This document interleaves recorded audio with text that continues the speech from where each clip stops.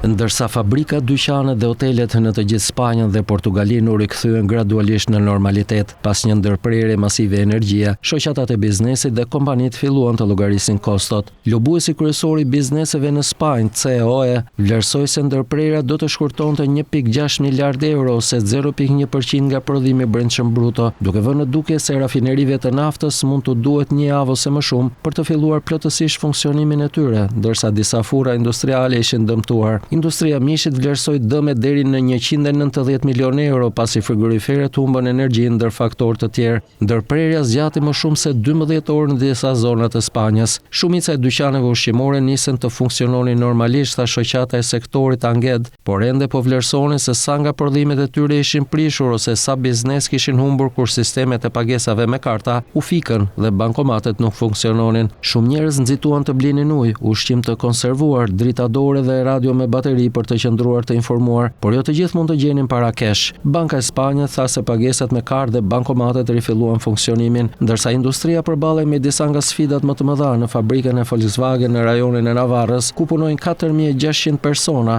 Prodhimi filloi vetëm në orën 14:30 të së martës. Fabrika kishte humbur prodhimin e rreth 1400 makinave që nga e hëna, tha një zëdhënës i kompanisë. Marka spanjolle Seat e grupit Volkswagen tha gjithashtu se prodhimi në fabrikën e saj në Barcelonë, ku punojnë rreth 14.000 persona, nuk u rikthye plotësisht në funksionim normal pasi furnizimi me energji rifilloi në orën 1 të mëngjesit sipas orës lokale. Sektor të tjerë siç është industria e rëndësishme e turizmit në Spanjë mbetën kryesisht të padëmtuar. Duke shpresuar për një zgjedhje të shpejtë të ndërprerjes së energjisë, disa kompani mbajtën stafin në ambiente të punës për orë të tëra, ndërsa të tjera, si prodhuesi industrial Tune Eureka në Spanjën Veriore, i dërguan punëtorët në shtëpi më herët.